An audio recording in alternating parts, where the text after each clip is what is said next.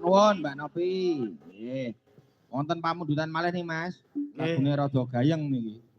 Saking Pak Ari. Wah, nyuwun Lestari.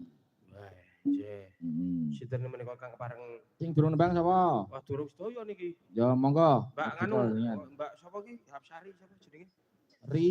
Risa Hapsari. Risoles. Kok Risoles? Yo, wis pati ojing, Mas. Ya aku rumangsaku wis kaya Pak Sas ki aku mau. Waduh. Dene ana Bang Jone ngene iki, wah koyo Pak Sas aku. Jenengan ora sas, jenengan ses. Ngene. Ya Mas Is, seperti Mas Is.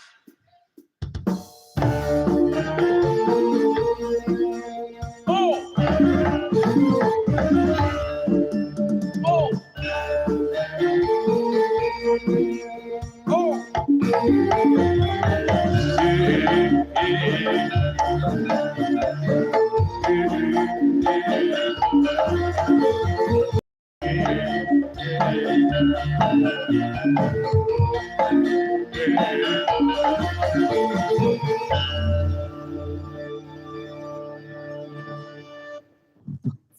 Sugeng dalu Mas Bagong to. Sugeng enjang.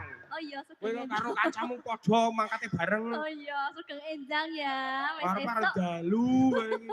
Jane ya wis maem to. Heh? Wis maem. Wis maem. Heeh. Iya. Kok sing lali Sugeng wae. enjang Pak Petruk. Sugeng enjang, Mbak. Nggih. Jen iki berarti Mbak mboten kondur mriku. Nggih, Mbak ten mriki. Ya Allah. Turun ndi kamu? Turu sak dalan-dalan to. Lah, koyo ora ditemu wong. Nggih. Sing penting jaga kesehatan. Ya. Jaga kesehatan. Kula beto vitamin kathah he. Vitamin apa kuwi? Vitamin tenan. Oke, aku njaluk siji ya. Mah dagelan kondang kok masak vitamin siji duwe. Ya wis nganu tuku tumbas. Mbak iki dari Trayu nyimak Singaraja. Napa Singaraja? Aja diwalik dhewe Raja Singa. Napa to niku? Mboten penyakit. Oh alah. Vitaminmu lho. Semarang Pelombokan hadir. Oh siap. Wis bener iki. Kathah nggih Mas sing ningali. Simo ki sak keluargane Umi iki. Singa ndelok lho. Singa ndelok ngono.